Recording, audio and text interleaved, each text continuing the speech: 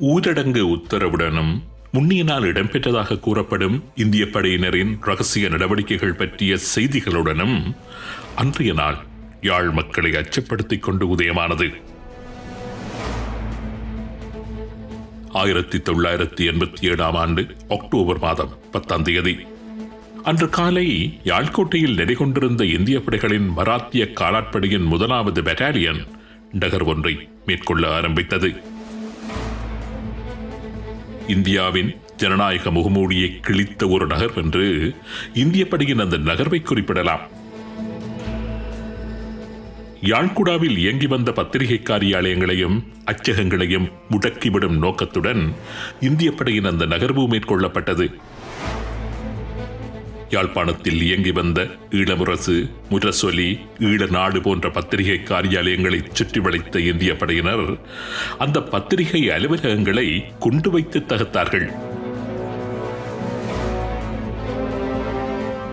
உலகின் மிகச் சிறந்த ஜனநாயக கட்டமைப்பை கொண்ட நாடு என்று பெருமையாக தன்னை குறிப்பிட்டுக் கொள்ளும் இந்தியா 1987 ஆண்டு அக்டோபர் மாதம் 10ஆம் தேதி ஜனநாயகத்தின் 4வது தூண் என்று கூறப்படுகின்ற ஊடகங்களை முற்றாகவே முடக்கியது. யாழ்குடாவில் எந்த ஒரு நாடுமே யுத்த காலங்களில் கூட நடுநிலையான பத்திரிகைகள் மீது கை வைப்பது கிடையாது. அதுவும் பகிரங்கமாக சென்று பத்திரிகை காரியாலயங்களை கொண்டு வைத்து தகர்ப்பதென்பது எந்த ஒரு ஜனநாயகவாதியினாலும் ஏற்றுக்கொள்ளவே முடியாத ஒரு நடவடிக்கை என்றுதான் கூற வேண்டும். பத்திரிகை தர்மம் பற்றியும் ஜனநாயகம் பற்றியும் மனித உரிமைகள் பற்றியும் பேசிக்கொள்ளும் தார்மீக உரிமையை ராஜீவ்காந்தியின் இந்தியா முற்றாகவே இழந்துவிட்ட ஒரு சந்தர்ப்பம் என்று அதனை குறிப்பிட முடியும். அதனைத் தொடர்ந்து இந்திய படையினர் உதயன் பத்திரிகை காரியாலயத்தையும் சுற்றி வளைத்து சீல் வைத்தார்கள். பின்னர் கொக்குவில் பிரதேசத்தில் இயங்கி வந்த விடுதலை புலிகளின் நிதர்சனம் தொலைக்காட்சி நிலையத்தையும் கைப்பற்றி நிலை கொண்டார்கள். யாழ் நிலவரம் தொடர்பாக நடுநிலையான செய்திகள் வெளிவர வேண்டும் என்பதற்காகவே தாம் இந்த நடவடிக்கைகளை மேற்கொண்டதாக தமது இந்த நடவடிக்கைகளுக்கு இந்தியா பின்னர் நியாயம் கற்பித்திருந்தது. ஆனால் உண்மையிலேயே அடுத்த சில நாட்களில் யாழ்குடாவில் இந்திய படைகள் ஆட இருந்த கோர தாண்டவம் பற்றிய உண்மையான செய்திகள் வெளிவராமல் தடுக்கவே இந்தியா அப்படியான நடவடிக்கையை மேற்கொண்டிருந்தது.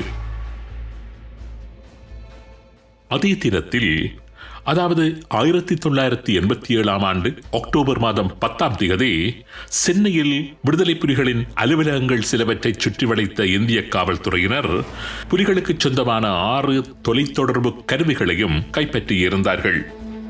அதே தினத்தில் யாழ்ப்பாணத்தில் இருந்த விடுதலை புலிகளின் சில முகாம்களும் இந்திய படையினரால் சுற்றி வளைக்கப்பட்டன. சில விடுதலை புலி உறுப்பினர்களும் அப்பாவி தமிழ் இளைஞர்களும் இந்திய படையினரால் கைது செய்யப்பட்டார்கள். இது பற்றி அன்றைய ஆல் இந்தியா ரேடியோவின் மாலை செய்தியில் 131 விடுதலை புலி உறுப்பினர்கள் இந்திய படையினரால் கைது செய்யப்பட்டிருப்பதாகவும் அவர்களிடம் இருந்து 27 ஆயுதங்களையும் இந்திய படையினர் கைப்பற்றியுள்ளதாகவும் தெரிவிக்கப்பட்டிருந்தது. 1987 ஆண்டு அக்டோபர் மாதம் 11ஆம் தேதி விடுதலை புலிகளுக்கு எதிரான தனது யுத்தத்தை இந்தியா உத்தியோகபூர்வமாக பிரகடனப்படுத்தியது.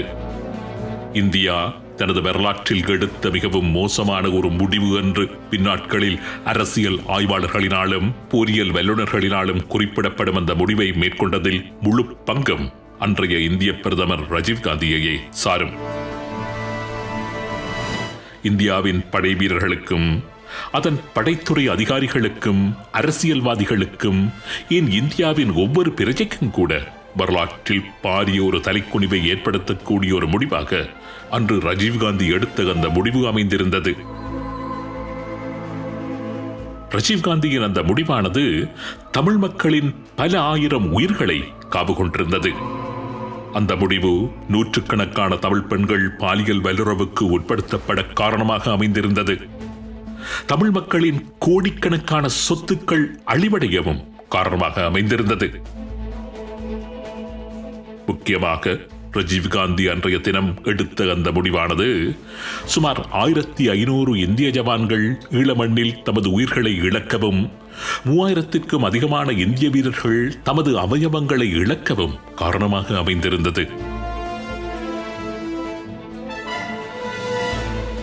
இந்தியாவுக்கும் விடுதலை புலிகளுக்கும் இடையில் நடைபெற்ற சண்டைகள், அந்த சண்டைகளில் கடைபிடிக்கப்பட்ட போரியல் யுத்திகள், இரண்டு தரப்புகளுக்கும் ஏற்பட்ட இழப்புகள், ஈழத்தமிழர் மீது ராஜீவ்காந்தியின் இராணுவத்தினர் மேற்கொண்ட அடக்குமுறையின் கோரமான பக்கங்கள், இவைகள் பற்றியெல்லாம் நாம் பார்ப்பதற்கு முன்பதாக முக்கியமான ஒரு விடயத்தை ஆராய்வது இங்கு அவசியமாகின்றது.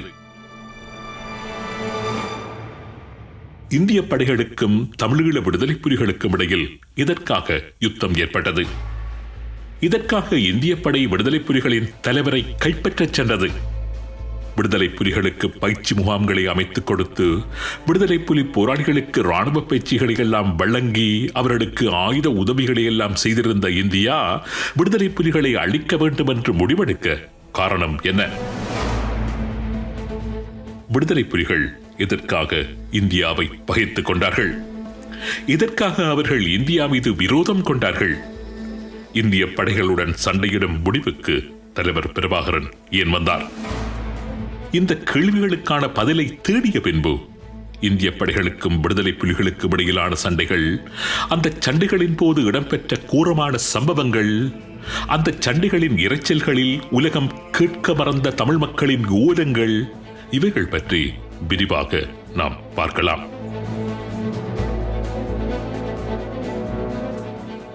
தமிழீழ விடுதலை புலிகள் இந்தியாவை பகைத்துக் கொண்டதற்கும் இந்தியா மீது போர் தொடுத்ததற்கும் பல்வேறு காரணங்கள் கூறப்படுகின்றன.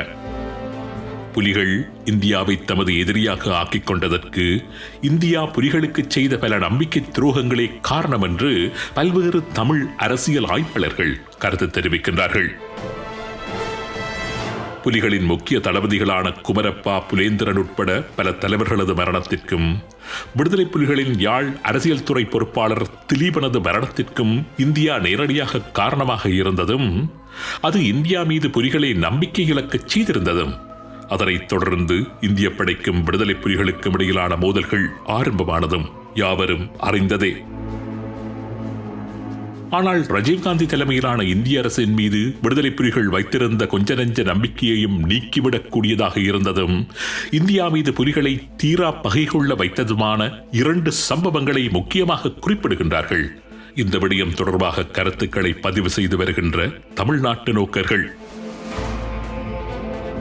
இந்தியாவை இனி நம்பி பிரயோஜனமில்லை என்று புலிகளை தீர்மானம் எடுக்க வைத்ததற்கும், இந்திய பிரதமர் ராஜீவ்காந்திக்கு ஒரு பாடம் படிப்பித்தியாக வேண்டும் என்று புலிகளை உறுதிபூண வைத்ததற்கும் அடிப்படையாக 2 முக்கியமான சம்பவங்கள் ஆய்வாளர்களினால் சுட்டி காண்பிக்கப்படுகின்றன. முதலாவது சம்பவம் 1986 ஆண்டு நவம்பர் மாதம் 8 அன்று இடம்பெற்றது. இந்தியாவின் அழைப்பின் பெயரில் தமிழ்நாட்டில் தஞ்சமடைந்திருந்த விடுதலை புலிகளின் தலைவர் பிரபாகரனை இந்தியா அன்றைய தினம் கைது செய்தது. அவரது ஆயுதங்கள் மற்றும் தொலைத்தொடர்பு கருவிகளையும் கைப்பற்றியது. இந்திய காவல் நிலையத்திற்கு அழைத்து அவரை அவமானப்படுத்தியது. அதாவது இங்கே உள்ள அதிகார வர்க்கத்துக்கு ஒன்று தெரியணும், நாங்கள் ஒரு வித்தியாசமானவர்கள். எங்களோட முரண்டு படித்தால் நாங்கள் எங்களுடைய முரண்டுகள் இன்னும் கூடுதலாக தான் இருக்கும். இப்போ இவங்க நாங்கள் இங்கே உண்மையில் ஆயுத போராட்டம் நடத்துறதுக்காக இங்கே நாங்கள் வரையில நாங்கள் எங்களுடைய கோரிக்கை இங்கே மக்கள்கிட்ட பிரதிபலிக்கிறதுக்காக தான் வந்தாங்க. அதாவது தான் நாங்கள் இப்போ சில விஷயங்கள் இப்படி நிதானமாக போகிறோம். இரண்டாவது சம்பவம் 1987 ஆண்டு ஜூலை மாதம் 24 இடம்பெற்றது. யாழ்ப்பாணத்தில் தங்கியிருந்த விடுதலை புலிகளின் தலைவர் பிரபாகரன் அவர்களை பேச்சுவார்த்தைக்கென்று இந்தியாவுக்கு அழைத்துச் சென்று அங்கு அவரை வீட்டுக்காவலில் வைத்ததுடன் இந்திய இலங்கை ஒப்பந்தத்தை ஏற்றியாக வேண்டும் என்று நிர்பந்தம் செலுத்தியது.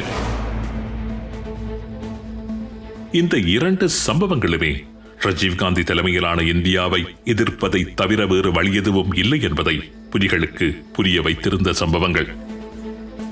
இந்தியாவுக்கு எதிராக செயற்படும் பாதையை புலிகள் திரும்ப செய்வதற்கும் இந்த 2 சம்பவங்களுமே பிரதான காரணங்களாகவும் அமைந்திருந்தன. பின்னாட்களில் இந்தியாவுக்கு எதிராக சில துன்பியல் சம்பவங்கள் நடைபெறுவதற்கும் கூட இந்த 2 சம்பவங்களுமே வித்திட்டிருந்ததாகவும் சில ஆய்வாளர்கள் கூறுகின்றார்கள். இந்து சமுத்திரத்தின் பூகோள அரசியலை திருப்பி போட்ட அந்த 2 சம்பவங்கள் பற்றி அடுத்த உண்மையின் தரிசனம் நிகழ்ச்சியில் விரிவாக பார்ப்போம். இதைத்தான் நாங்கள் ராஜீவ்காந்திக்கே சொன்னேன், நான் பதவி ஏற்க மாட்டேன். அவையில் ஒரு ஐடியா இருந்தது, பிரபாகரன் முதலமைச்சர். இப்படி பிரபாகரன் முதலமைச்சர் ஆக மாட்டார் என்றாலே என்ன அர்த்தம்? வெளி உலகத்தை பிரிட்டிஷ் வந்து பார்த்து கொண்டு போயிடும். அப்போ என்ன சொல்ல போகிறோம்? இந்திய இலங்கை உடன்பாடை நாங்கள் ஏற்றுக்கொள்ளவில்லை. ஏன்னா அதில் எங்களுக்கு எந்தவித எங்களுடைய அனுமதியை பெற்று அந்த உடன்பாடு நடக்க இல்லை.